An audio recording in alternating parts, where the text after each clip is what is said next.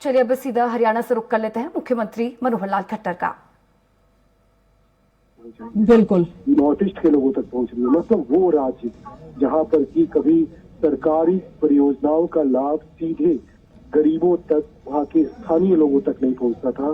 ये मोदी सरकार है जिसमें कि हर उस जगह पर जहां ये वर्षों से, दशकों से आजादी के बाद से चुनौती बनी हुई थी, वहां तक जो है अपने विकास की परियोजनाओं को वहां तक पहुंचाया, वहां के लोगों को लाभान्वित करने का काम किया है। और यही प्रधानमंत्री नरेंद्र मोदी की लोकप्रियता का सबसे बड़ा जो है पैमाना है कि किस तरीके से उन्होंने इस चीज का इंतजार नहीं किया कि वहां पे परियोजनाएं जो है उसका क्या रूपरेखा होगा। उन्होंने सीधे संपर्क किया, उन्होंने सीधे परियोजनाओं को आधारशिला रखी और उसका उद्घाटन करके दिखाया कि हम सिर्फ कहते नहीं, हम करके दिखाने वाले लोग हैं।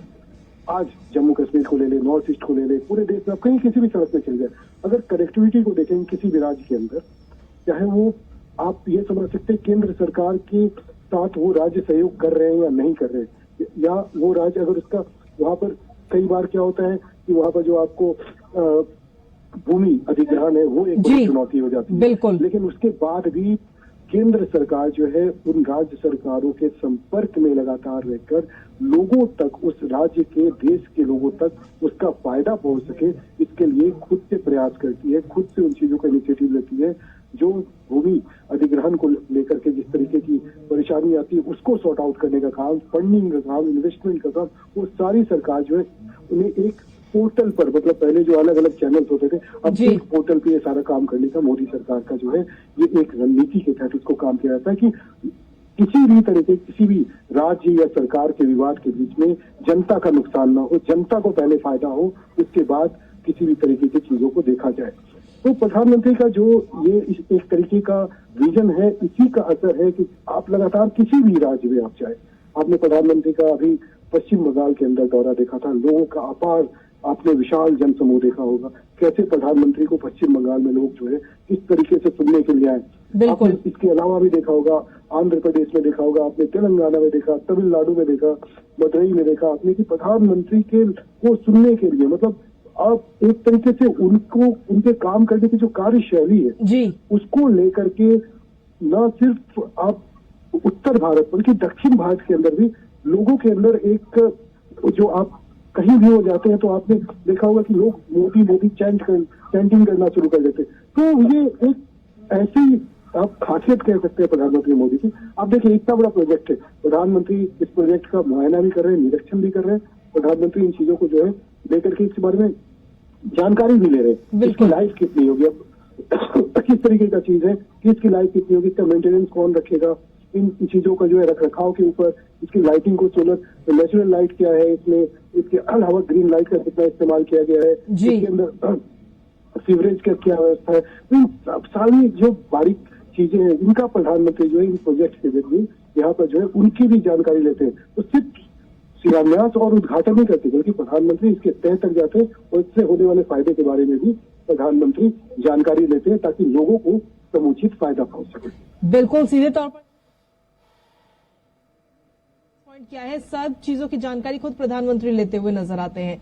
और इस वक्त जहां पर ये पूरा कार्यक्रम होना है वहां पर प्रधानमंत्री पहुंच चुके हैं और वहां की ये तस्वीरें हमारे दर्शकों को इस वक्त अभिषेक हम दिखा रहे हैं कि वो जो मॉडल्स बनाए गए हैं उसके बारे में प्रधानमंत्री जानकारी ले रहे हैं। और मॉडल्स के जरिए जब वो ये मॉडल जमीनी स्तर पर उतरेंगे तो कितना बदलाव कहीं ना कहीं देखने को मिलेगा।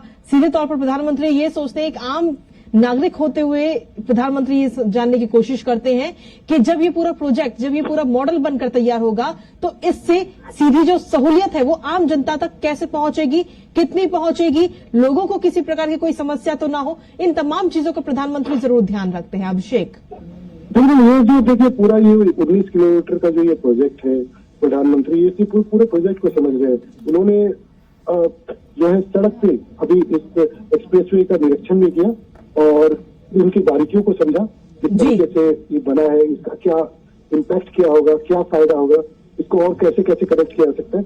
अब जो है प्रधानमंत्री इसका जो मॉडल है उसको देख रहे हैं कि इसके साथ साथ जो प्रधानमंत्री की, देखिए सबसे लोकप्रियता का एक बहुत बड़ा कारण क्या है कि उनकी दूरदर्शिता। अब वो इनसे और कैसे और जगहों को फायदा पहुंचाया जा सकता है।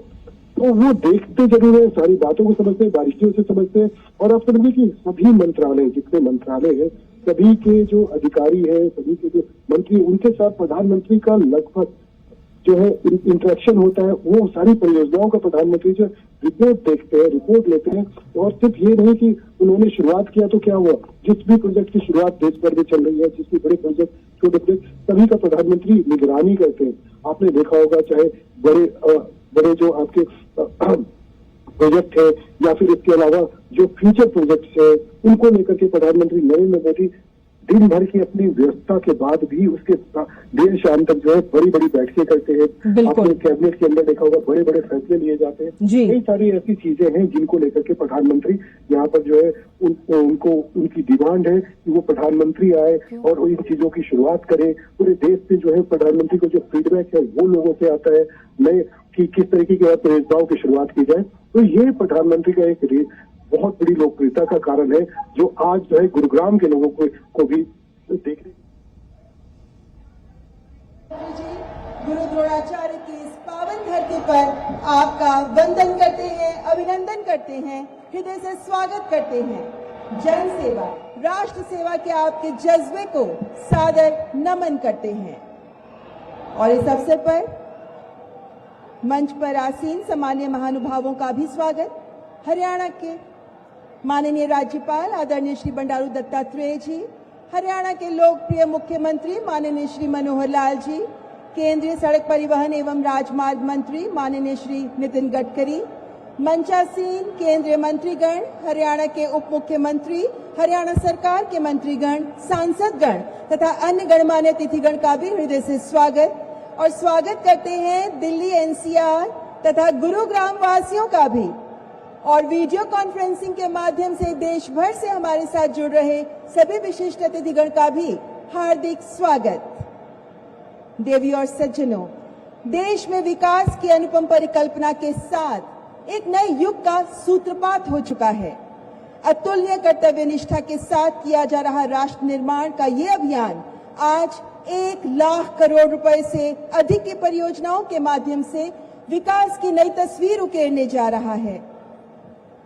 देवी और सज्जनों, और अब मैं हरियाणा के सम्मानीय मुख्यमंत्री माननीय श्री मनोहर लाल जी से सादर अनुरोध करूंगी कि कृपया शॉल भेंट कर माननीय प्रधानमंत्री जी का अभिनंदन करें।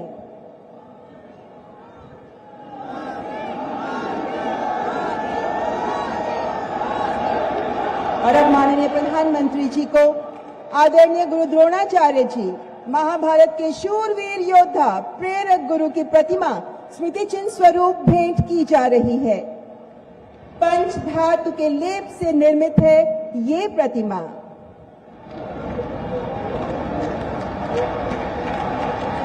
गुरु द्रोणाचार्य की कर्मभूमि में आचार्य द्रोणाचार्य की ही प्रतिमा माननीय प्रधानमंत्री जी के लिए बहुत बहुत आभार।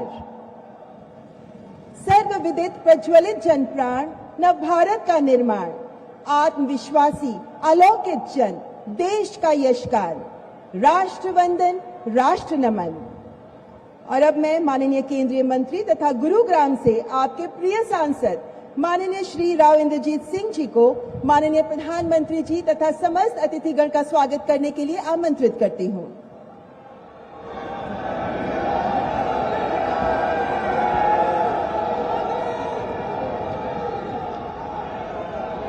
आदरणीय प्रधानमंत्री नरेंद्र भाई मोदी जी,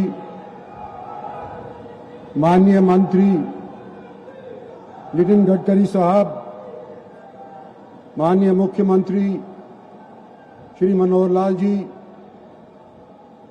माननीय गवर्नर साहब, सम्मानित मंच, इलाके की आई हुई सरदारी, बुजुर्गों,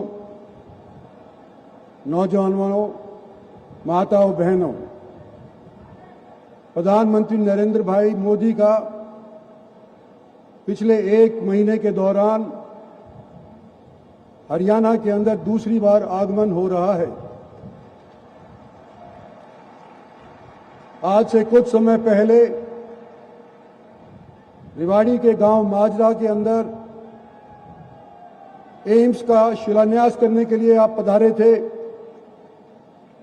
और आज गुड़गांव के अंदर जो हरियाणा का सबसे विकसित शहर माना जाता है, सबसे डेवलप्ड शहर माना जाता है, आज आप यहां पधारे हैं। कई ऐसे प्रांत हैं जो आंख बिछाए इंतजार कर रहे हैं कि प्रधानमंत्री हमारे भी प्रांत के अंदर आए। प्रधानमंत्री की दूसरी पारी बतौर प्राइम मिनिस्टर तकरीबन खत्म होने को आ रही है और तीसरी पारी की तैयारियां देश भर के अंदर चल रही हैं। कोने कोने से मांग प्रधानमंत्री की हो रही है, लेकिन शायद ये सौभाग्य सिर्फ हरियाणा को है कि एक छोटे से प्रांत के अंदर नरेंद्र भाई 1 महीने के अंदर 2 बार पधारे हैं। और इत्तेफाक की बात यह है कि ये दोनों जलसे गुड़गांव लोकसभा के क्षेत्र के अंदर हो रहे हैं और मेरा ये सौभाग्य है कि इनका स्वागत करने के लिए दोबारा से मुझे ये अवसर मिला है। नरेंद्र भाई जी, आपका बहुत बहुत स्वागत है। प्रधानमंत्री गुड़गांव से परिचित हैं, यहां पर समय बिताया है और जानते हैं कि आज के दिन गुड़गांव हरियाणा के कोष के अंदर सबसे अधिक राजस्व जमा करने वाला एक जिला है। हरियाणा के अंदर आज के दिन सबसे ज्यादा बिजनेस अगर कहीं पर है तो गुड़गांव के अंदर है। सबसे ज्यादा अगर सर्विसेज का हेडक्वार्टर है तो वो गुड़गांव के अंदर है। सबसे ज्यादा इंडस्ट्रीज अगर हरियाणा के अंदर अगर है तो वो गुड़गांव के अंदर है। लेकिन आज के दिन पिछले 10 सालों के अंदर जो गुड़गांव की साख को 4 चांद लगे हैं वो इंफ्रास्ट्रक्चर की वजह से लगे हैं। और मैं, हालांकि मुझे थोड़ा ही समय मिला है बोलने के लिए, इसके बारे में 1 मिनट के अंदर जिक्र करना चाहता हूं कि ये गुड़गांव जो यातायात की वजह से, इंफ्रास्ट्रक्चर की वजह से भीड़ भड़के के अंदर फंसा रहता था, आज के दिन गुड़गांव की सरहद से गुजरने वाले जो इंफ्रास्ट्रक्चर के रोडवेज के प्रोजेक्ट हैं उसका मैं हवाला केवल देना चाहता हूं, बाकियों का मैं